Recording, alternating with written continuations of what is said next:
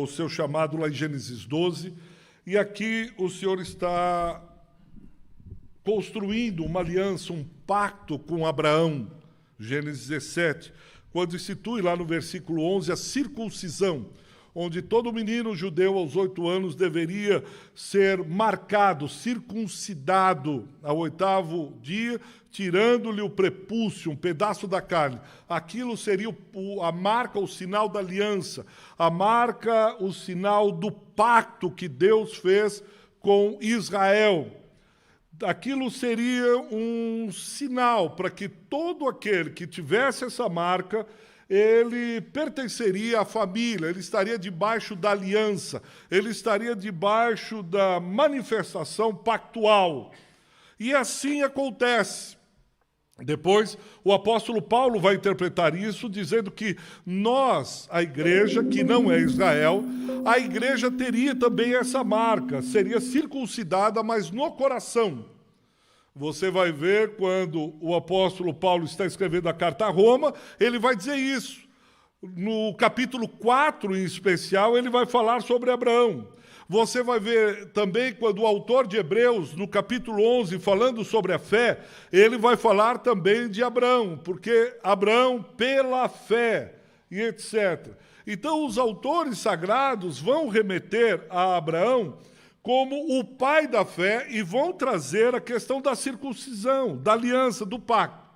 Mas veja o versículo 1, 2 e 3. Eu não vou lê-los, mas o versículo 1, ele vai trazer a questão primeira que, lembrando Abraão, eu sou o teu Deus.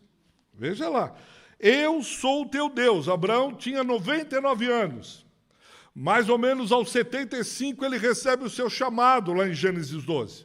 Aqui ele está com 99 anos quando Deus aparece a Abraão e o lembra, dizendo, eu sou o teu Deus, eu sou o Todo-Poderoso. Eu sou aquele que está acima de todos os outros deuses. No versículo 2, ele diz, eu farei uma aliança com você, eu estabelecerei um pacto com você. Lembrando que Abraão e Sara não têm filhos. Sara é estéril. No versículo 3, diante da teofania, da aparição de Deus para Abraão, ele se prostra, ele cai. Assim como em Apocalipse, quando o João está na ilha de Patmos, exilado, o Senhor Jesus ressurreto vem com ele, ele também cai. Ele se prostra, Abraão também se prostra. E no versículo 4 e 5, Deus lhe fala, você será pai de muitos. E quando ele traz essa promessa de ser pai de muitos, percebe que é mudado o nome de Abraão. Era muito comum na cultura hebraica, e principalmente na cultura oriental, a questão da mudança de nomes. Hoje, você vai ter nomes dados, muitas vezes, por artistas famosos, um personagem de um filme que mudou, ele assistiu o filme, ficou tão impactado com o filme, e a atriz principal chamava Charlene. Aí você vê lá qual é o teu nome, Charlene Bezerra da Silva. Mas Charlene, seus pais eram ingleses? Não, é por causa do filme, assim, assim, e vão se colocando os nomes. Mas para a cultura hebreia, o nome tinha um profundo significado. Ele se tornava parte importante da vida. Os judeus acreditavam que primeiro deveria se conhecer o nome de uma pessoa antes mesmo que pudesse conhecer a própria pessoa. Conhecer o nome da pessoa era mais importante do que conhecer a própria pessoa, porque o nome acompanharia aquela pessoa por toda a vida. Desde criança, lhe chamam pelo nome. E se você perguntar para alguém depois, quem é você? Ele diz, eu sou o Ricardo. Ele identifica a pessoa com um nome, tamanha a importância. Quem é você? Eu sou a Joana. Ah, você é a Joana? O dicionário Webster, do século XIX, ele diz que o nome significa reputação de alguém. O nome está atrelado à reputação, ao caráter dessa pessoa. Por que eu estou aceitando isso? Porque quando Deus muda o nome de Abraão, isso tem uma importância tremenda, porque ele está mudando a pessoa. Aqueles que na Igreja Católica decidem seguir o sagrado ministério, a carreira clerical, você vai perceber que em determinado momento eles vão estabelecendo alianças, votos, até um determinado ponto que muda o nome. O próprio Papa, o antigo Papa, chamava Ratzinger, alemão. Quando ele vai é o Bento XVI, Papa Bento XVI. Ele muda o nome, por quê? Quando ele chega ao topo da carreira clerical, vamos dizer assim, ele estabelece uma nova maneira de ser, de atuar. Agora ele ocupou a cadeira de Pedro. Vem da onde isso? Aqui do que nós estamos lendo, quando Deus muda. Quando Deus tem um encontro pessoal com alguém, o nome é alterado, é mudado, é algo muito importante para a vida daquela pessoa. Nós não entendemos isso porque somos ocidentais. Não compreendemos, nome é só mais um nome. Quando um filho coloca o nome do pai no neto que nasce, eu quero que ele carregue o nome do meu pai. É assim. O meu filho chama Ricardo Stefano. É o nome do meu pai, Stefano, e o meu nome. E assim por diante. Meu irmão chama Jorge. Era o nome do avô. Jorge Bitum. E ele, Jorge Bitum Neto. Porque isso é importante. Traz a linhagem, traz a tradição, traz algo que lhe é caro, algo que lhe representa. Então, quando Deus está mudando o nome de Abraão, a gente pode ler, Deus mudou, em vez de Abraão é Abraão, em vez de pai elevado, é pai de muitas ações. Mas isso é sério. A paternidade é trazida com a mudança do nome. A paternidade marca a existência de um homem. A paternidade é importantíssima na vida de um homem, daquele que vai ser pai. Quando Deus muda o nome de Abraão, está dizendo, olha, você será pai, agora você tem uma missão, você tem um destino. Agora a coisa muda de figura, há um propósito maior na sua vida. Isso é tão sério, tão profundo, tão importante, que eu vou mudar o seu nome, sua identidade, sua visão de mundo, seu propósito, sua missão, seu destino. É outra coisa agora. Nós estamos falando de outra coisa. Para mim e para você, isso não chama muita atenção, porque nós somos distraídos como ocidentais. A ponto do pessoal dizer, fazer filho. Ah, esse cara faz filho em qualquer mulher. Ou seja, ele é irresponsável, ele não tem nenhuma responsabilidade com o sêmen dele. Ele não tem nenhuma responsabilidade com a paternidade. Ele é um moleque irresponsável. Por quê? Porque ele não tem mais a Bíblia. Quando fala acerca de paternidade, ela aprofunda. É uma experiência de vida, é a mudança da sorte. É uma outra concepção que a gente tem dificuldade em entrar. E Deus lhe faz uma promessa, você vai ser pai. E não pai de um ou dois, pai de numerosa, de pai de muitos filhos, pai de gerações. Deus trata com Abraão de uma maneira profunda. E apesar desse gigantismo, apesar dessa promessa macro, apesar dessa fala de Deus que está dizendo a um homem com 99 anos e que sua esposa é estéril, dizendo que fará um milagre, fará algo tremendo na vida dele, ele também é um homem que tem os pés no chão. É um homem de carne e osso. É um homem que é gente como a gente.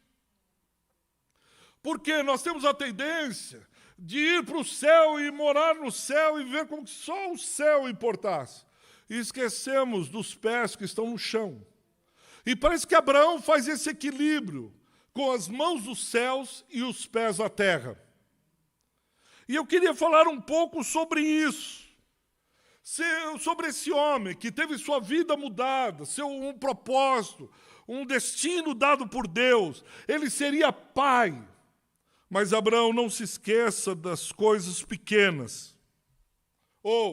Abraão, eu queria que você agora entendesse que, apesar da grandeza dessa revelação, você ainda está na terra. Apesar desse olhar micro, ainda você tem coisas micro. Apesar da numerosa multidão, você tem que estar com os olhos no futuro da promessa, sem esquecer o ordinário, o cotidiano, o dia a dia, o presente. Você tem a promessa, mas agora se constrói essa paternidade no presente, no chão da vida. Vou repetir. Você tem um futuro que Deus estabeleceu para você tremendo, grande. Mas não se esqueça do ordinário, do chão da vida, do cotidiano, do presente. Ninguém nasce pai. A construção da paternidade se dá no dia a dia. Com as mãos nos céus e os pés no chão. Nas coisas grandes, mas também nas coisas pequenas. E como essa construção da paternidade se dá na vida de Abraão? Como a construção dessa paternidade se dá na sua vida, independente da idade do seu filho? Porque quando você é pai, e aí, no plural, pais, a partir do momento que você soube a notícia de que um dia você seria pai, mãe, como nome, durante o resto da vida, você será pai e mãe. Você terá essa responsabilidade. Mas eu já tenho neto, bisneto. Há uma responsabilidade, há uma promessa, há algo que Deus deu, que ainda na sua velhice você daria frutos. Na sua velhice você seria importante para a sua família. Na sua velhice, na sua idade mais avançada, ainda assim, você seria pai. Você tem importância, você tem relevância. Desde aquele que ainda estão grávidos, até aquele que tem bisneto. Essa construção se dá. E quem já tem neto sabe do que eu estou falando, quem é pai de filho grande sabe do que eu estou falando, quem tem filho pequeno sabe do que eu estou falando. Ainda continua a construção da paternidade. Como ela se revela?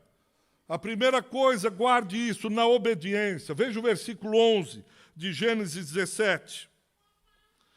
Deus dá uma orientação a Abraão. Circuncidareis a carne do vosso prepúcio, será isso por sinal de aliança entre mim e entre vós. Veja o capítulo 21, versículo de número 4. Gênesis 21, 4. Gênesis 21, 4.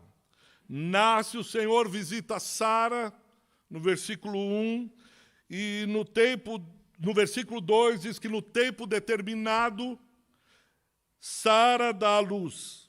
Versículo 3, lhe nasce o filho. Abraão lhe chama Isaque, aquele que ri. Versículo 4, Abraão circuncidou a seu filho Isaque, quando este era de 8 dias, segundo Deus lhe havia ordenado. Há uma promessa, mas há uma obediência. Parece um detalhe. Não, a gente pode circuncidar ao 9º dia. Sara poderia entrar e dizer, mas ele é muito novo, não vamos tirar ele agora de casa, ele é novinho, não vamos mexer com o bebezinho agora. Há algo que é maior. Há uma obediência. A paternidade se constrói na obediência. Obediência ao quê? Aquilo que Deus ordenou. Era mexer com a carne, doía, sofria, infeccionava. Não, eu tenho medo que ele pegue alguma doença, alguma coisa. É melhor, não. Há uma lei, há uma regra, há uma orientação divina. Pena que, ao nos convertermos, perdemos alguns costumes que são caros à igreja. Refiro-me, por exemplo, eu lembro quando eu era católico romano, a primeira visita de uma criança não eram aos pais, não eram aos vovós, não era ninguém. A primeira coisa que se fazia quando nascia uma criança era apresentar à igreja. Ele iria levar a igreja, era o primeiro lugar, que levava a criança e apresentava e diz: Deus, eu estou trazendo aqui em gratidão ao Senhor. Eu estou trazendo aqui porque o Senhor me abençoou com filhos. Eu sou papai, eu sou mamãe. Mas nós perdemos, achamos que, não, Deus está em todo lugar, essa tradição era romana, não tem nada a ver comigo. Que pena. Porque era uma maneira de mostrar a seriedade com que nós levávamos as coisas concernentes a Deus. A tradição, o jeito, a maneira como nós entendemos a vida. A missão que Deus nos deu. Abraão, a primeira coisa é fazer, é realizar exatamente aquilo que Deus disse para que ele fizesse. Ao 8º dia, ele circuncida a criança. Será que ficou infeccionado? Será que não ficou? Isso não é o que se pergunta agora. E ela é tão radical na obediência. A paternidade traz algumas radicalidades.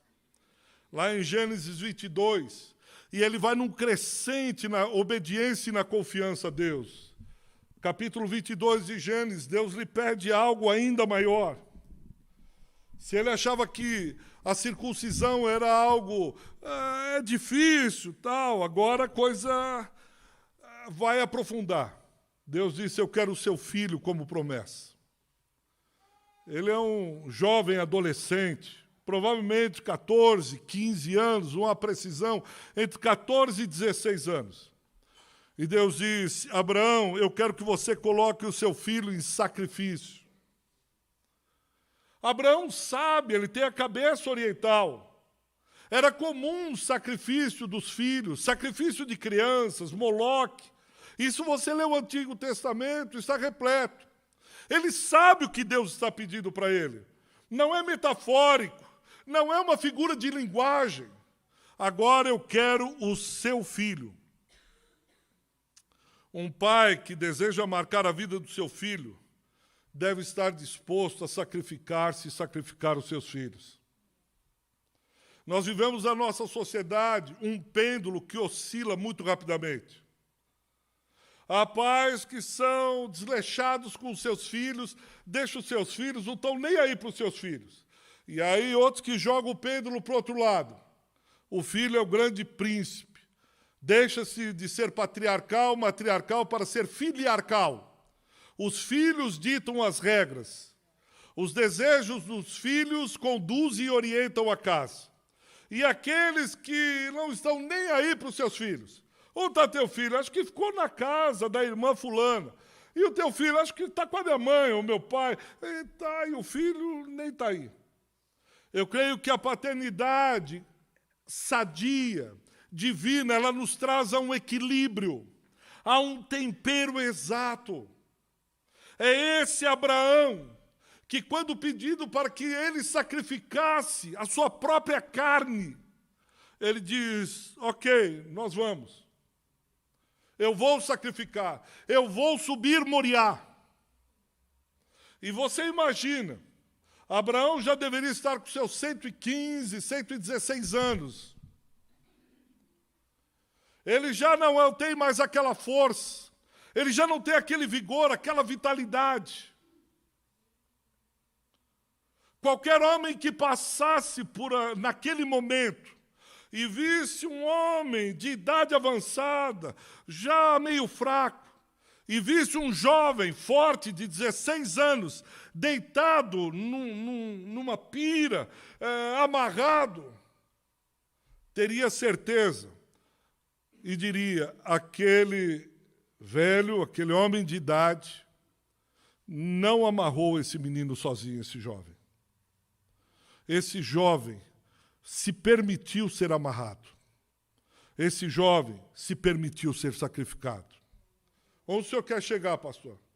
Não só Abraão se sacrifica, como ele consegue ensinar a Isaque que, acima de tudo, ele deve obediência a Deus. E se o seu pai e ele entenderam o sacrifício, Ele se permitiu ser amarrado no seu vigor, na sua força. Ele diz: Pai, eu entendi o que Deus pediu ao Senhor. Deus pediu ao Senhor a minha vida. Eis-me aqui, pode me amarrar. Eu aceito o sacrifício se for para o Deus ao qual aos 8 dias o Senhor me circuncidou. Ele não só obedece a Deus, mas Isaac obedece ao seu pai, obedecendo diretamente a Deus. Porque João 14 diz: amar é obedecer. Há um conceito platônico de amor. Ai, eu amo você. Ai, eu amo Jesus. Ai, eu amo. Você está disposto a se sacrificar por Ele? Você está disposto a sacrificar sua agenda por Ele? Você está disposto a sacrificar a sua vida por Ele? Mas eu amo, eu adoro, eu amo, eu amo, eu amo. O amor é medido pela profundidade do sacrifício. Porque ninguém amou como Jesus. Porque Ele foi até as últimas vias, as vias de fato, por amor a mim e a você. Ele se deu. Ele se permitiu ser escarnecido pelos homens. Cuspiram em seu rosto, meteram uma coroa de espinhos. A ponto do apóstolo Paulo dizer: que amor é esse? Que amor é esse? E dar a vida por um amigo, tudo bem, mas por inimigos. Como nós medimos o amor de Cristo? É porque Ele se sacrificou por gente que estava de costas para Ele. Aí quando eu fico pensando que, às vezes, nós não sacrificamos nem um período de férias. Se a temperatura estiver mais gelada, a gente diz: hoje não. A paternidade é um processo de construção em que eu amo e que eu vou para o sacrifício. Porque João 14, especialmente o versículo 21, diz que amar é obedecer. Como eu sei que eu amo a Deus? Como eu posso medir o meu amor por Deus? Pelo quanto eu estou disposto a sacrificar por Ele. Quanto você está disposto a sacrificar por Cristo é a medida do seu amor por Ele. Por que um homem se sacrifica pela sua família, pela sua esposa, ou a esposa por sua família? É a medida que ele ama. Ele diz: olha, isso é como nada. Isso é como nada. Jacó trabalhando 14 anos e sendo enganado por seu sogro por amor de Raquel. Ele diz que é como nada. 14 anos passaram rápido porque ele amava Raquel. Ele amava, isso não lhe custa. A paternidade é uma construção onde eu aprendo a confiar, a sacrificar, acima de tudo, a obedecer a Deus. Não só isso, diz que ele procura, ele chama o seu servo para que ele possa trazer uma mulher que seja do pacto, que seja da aliança. Gênesis 24, a partir do versículo 2. Ele chama Eliezer e diz: me prometa, meu filho vai casar, e eu quero que você arrume uma companheira certa, que seja uma mulher do pacto. Eu não quero as cananeias. Não trago uma mulher que seja distante dos nossos costumes, da nossa tradição, da aliança com Deus. Mas ela é rica, ela é uma grande empresária. Não, eu não quero. Ela é linda, maravilhosa, tem herança. Eu não quero. Me prometa, Eliezer, que você vai trazer uma mulher do meio da minha parentela, porque no meio da minha família tem gente crente, tem gente da aliança, tem gente do pacto. Como nós pensamos o casamento dos nossos filhos? Como nós pensamos ser a esposa dos nossos filhos, o marido das nossas filhas? Qual é a qualidade primordial? O pai de muitos, o pai da fé, o pai Abraão, ele diz: a primeira coisa, precisa ser um cara crente. Deus, livra minha filha de pegar um cara meia boca. Ele pode ser pobre, ele pode ser o quê? Mas aqueles crentes gelado, frio, carnal, Eliezer, me promete que você não vai pegar um meia boca. Você vai pegar um cara fiel, firme, que a ajude, ou vice-versa. Um marido crente, fiel, firme, que ajude ela a se firmar, ajude ele a se firmar nos caminhos do Senhor. É essa a principal qualidade. Se for rico e bonito, melhor ainda. Mas o primeiro lugar é esse. Não é se for bonito, rico, assim, um galã, um artista. Mas a primeira qualidade, Senhor, que seja um marido crente, uma mulher crente. Um matrimônio que não consista apenas em encontrar a companheira certa, mas também encontrar o cônjuge certo. Que meu filho seja uma bênção para a mulher que ele casar. Que meu filho possa ajudá-la a ser mais crente. Que meu filho arrume uma mulher que o apaixone cada vez mais por Cristo. Ou que minha filha possa ser uma bênção para o marido, que minha filha ajude a motivá-lo, que minha filha ajude ele a estar na igreja, a servir a Deus, a ser um homem trabalhador, honesto. Abraão faz isso com o filho. E anos mais tarde, a gente vai ver isso na vida de Salomão, lá em 1 Reis 11. Deus disse isso a Salomão: Salomão, você é um homem sábio, bonito, charmoso, está tudo certo. Mas não se misture com mulheres fora do povo de Israel, porque elas irão perverter o seu coração. Elas irão dobrar, você vai acabar servindo a deuses estranhos. 1 Reis, versículo 11. Se você for atrás de mulher, porque ela é isso e aquilo, mas não tem aliança, você vai terminar acendendo vela para santo. Dito e feito. Abraão olhou e disse: mas essa é muito bonita, Deus, essa é maravilhosa. Mas ela não tem aliança. Aquela lá cozinha como ninguém. Aquela lá, eu não sei, aquela lá. Até que você vê, termina no versículo 5, Salomão servindo a outros deuses. Aquele homem que era um homem cheio de sabedoria, aquele homem que Deus levantou como rei de Israel, de repente, ele está acendendo vela para outros deuses. Por quê? Porque ele não obedeceu. A paternidade tem a ver com obediência, porque a obediência mostra o quanto amamos a Deus. E, por fim, ainda em Gênesis capítulo 17, é Gênesis 17 não, é Gênesis 21. Gênesis 21. Versículo 8. Quando eu lia isso, me chamou a atenção. Gênesis 21, versículo 8. Abraão partilha, cúmplice, próximo do seu filho, em coisas que parecem amenas. Ele celebra singularidades da vida. Diz que Isaac cresceu e foi desmamado. Por exemplo, aqui os homens lá conhecem bem a Bíblia, diz que aqui, lá por volta de uns 3 a 4 anos de idade, Isaac foi desmamado, parou de tomar o leite materno. E quando Abraão soube que o menino foi desmamado, ele dá uma grande festa, ele dá um banquete, ele celebra. E eu fiquei dizendo, como pai da fé, com uma promessa dessa, pai de muitas ações, Sara chega e diz, olha, o Isaac não quer mais o peito, ele comeu aí uma carne, alguma coisa. Abraão diz, como é que é? Ele não vai mamar mais? Chama os empregados, festa na arraial, churrasco, chama uma banda gospel aí, nós vamos arrebentar o dia inteiro aqui. Eu falei, qual a capacidade desse homem? E ele já está com 116, 118 anos, sei lá, com 104 anos por aí, mais 100 anos.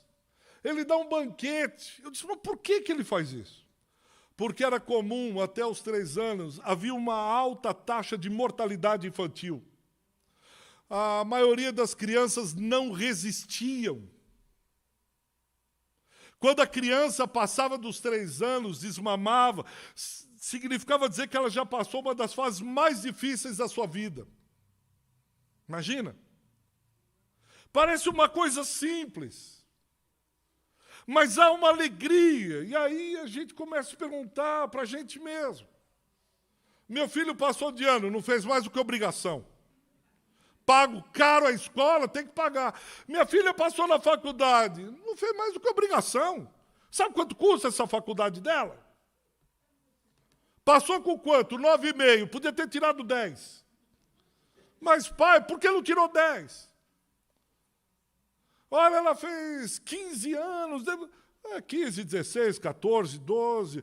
Quero ver a hora que ela chegar na minha idade com 84. As dores vindo, aqui, isso aí, filha. Se prepare, porque logo, logo você vai estar igual a mamãe aqui, cheia de dor. Caramba! Que alegria uma mãe dessa. Aleluia por uma mãe dessa. Mas ele consegue celebrar as pequenas coisas,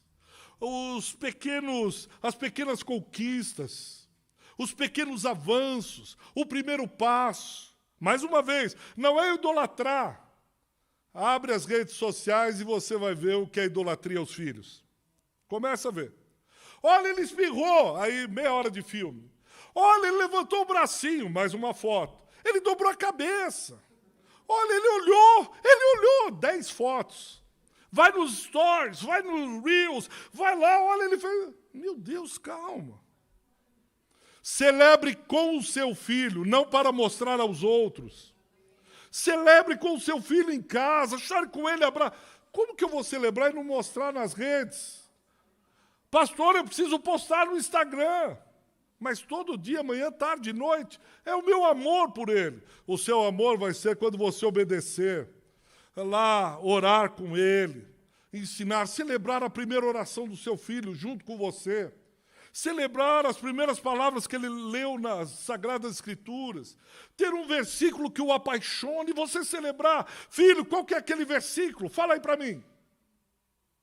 Só que eu vou dizer uma coisa, a gente às vezes aprende isso muito tarde. Alguém já disse que experiência é aquele negócio que quando a gente tem não precisa mais. Mas serve a experiência para passar para os mais novos. Então celebre com o seu filho as pequenas coisas, os primeiros versículos. Quando ele souber toda a Bíblia, você dizer, mas você lembra qual é o primeiro versículo? Papai, olha para mim, papai. Depois você volta a dormir. Acorda só agora. Pronto. Qual é o versículo que você e seu filho decoraram juntos? Que você olha para ele, no olho dele, e diz, fala aí, filhão. Fala aí, filha. Mamãe. Primeiro jejum dele, quem ensinou? A primeira Bíblia. Eu estou falando coisas que são valores para os cristãos. Mais do que a primeira bola, ou a primeira vez que você o levou ao estádio, ou qualquer outra coisa. Valores cristãos. Quais são as coisas que você ensinou e que seu filho disse? Isso foi meu pai que me ensinou. A primeira vigília dele, quem levou ele para a primeira vigília? Foi minha avó. Caramba. Então, mas quem sabe é para você? A primeira vigília, ele disse, eu lembro do meu pai. Ontem nós estávamos no Café dos Homens, o Café Forte, foi uma bênção, e a gente estava conversando sobre isso, e a gente lembrando, caiu nessa questão de futebol, que eu não gosto de falar, esse pessoal insiste em falar de futebol. Eu, em respeito aos corintianos, não tenho falado mais de futebol na igreja. E, assim, o Rivaldo, que foi, para mim, um dos melhores jogadores da seleção, eu lendo a história dele, ele até os 17 anos andava na rua de mão dada com o pai dele. E ele, depois de ter ido para a seleção, jogado na Europa, tal, ele dando uma entrevista, ele falava do pai dele, o olho cheio de lágrimas, disse, meu pai é o meu grande herói. O meu pai. Tudo que ele remetia, ele disse, porque o meu pai, porque o meu pai. Quem sabe o seu filho, quando se lembrar de Deus, ele diz, eu tenho um modelo de pai. Você quer que eu fale sobre o modelo do pai? Aí você pode estar olhando isso tudo, dizendo, pois é, mas então era perfeito? Não. Abraão errou muitas vezes também.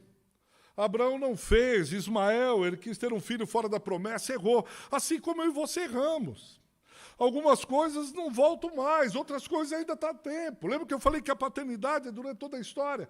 Quem sabe ainda Deus tem muito para realizar com você.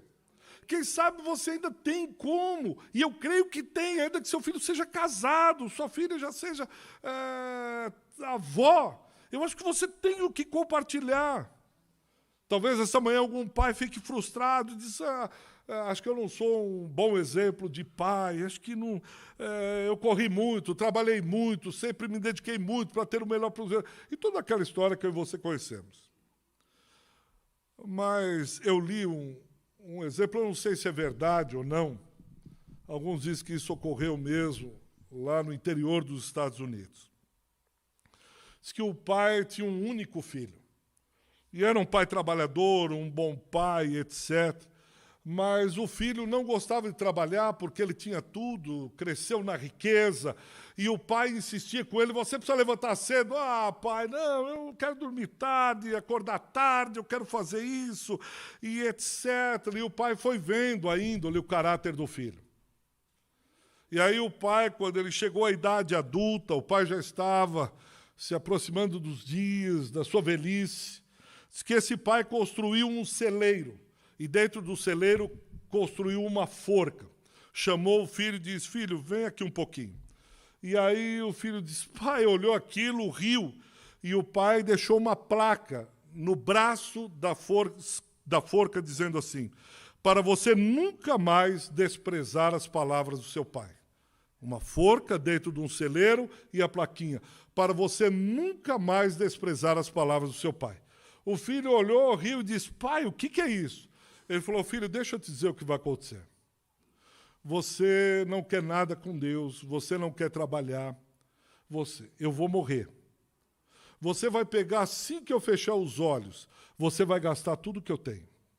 Você vai começar a vender os animais, o boi, o cavalo, os amigos de farra vão se aproximar, você vai gastar dinheiro na farra com os amigos, com bebida, com mulher. Você vai querer aproveitar a vida e você não vai vender só os animais. Porque você não está plantando, você não vai ter o que vender em termos de alimento. Você não vai administrar essa fazenda. Você vai vender e vai vendendo, vai se endividar, vai chegar uma hora que vai dar um desespero. Eu peço uma coisa para você. Quando chegar esse dia, essa forca é para você. Suba nessa forca. Leia o que eu disse, para você nunca mais desprezar as palavras do seu pai e se mate, para que você não dê mais tristeza ao seu coração.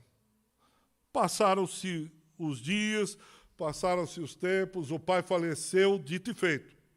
Ele começou a vender um boi, um cavalo, uma ovelha, aí vendeu parte da fazenda, foi dívidas, aí caiu uma culpa, ele se lembrou do pai, começou a chorar e foi em direção ao celeiro. E ele leu, pai, o senhor tinha razão. Eu desprezei as suas palavras. E ele, chorando, sobe na forca, põe a corda aqui no pescoço e começa a dizer, se eu tivesse mais uma chance, mas agora não tem como. E pulou. Quando ele pula da forca, o braço da forca era oco, caiu, quebrou ao meio e começou a cair pérolas, ouro, diamante, colares, joias, dinheiro, etc. E ali tinha um bilhete. O bilhete dizia assim, essa é a sua nova chance. Eu te amo muito, meu filho, seu amigo e pai. Aproveite. Eu creio que Deus faz assim comigo e com você. E parece que nós só vamos aprender quando nos desesperamos. E vamos e olhamos toda a vida, e aí colocamos a corda no pescoço, Satanás ri e diz, está vendo, você acabou com tudo, você estragou tudo. Você foi desobediente, não há mais esperança, não há mais chance. Morra! E aí, quando nós subirmos essa forca e acharmos que é o fim, a forca se quebra. E o sol da justiça brilha. E o sangue da cruz começa a pingar e dizer, eu te dou mais uma chance. Meu filho alcançou o perdão para você. Eu te dou. E a destra, poderosa e amável do bom Deus, se estende e diz, vem filho, eu vou te tirar daí.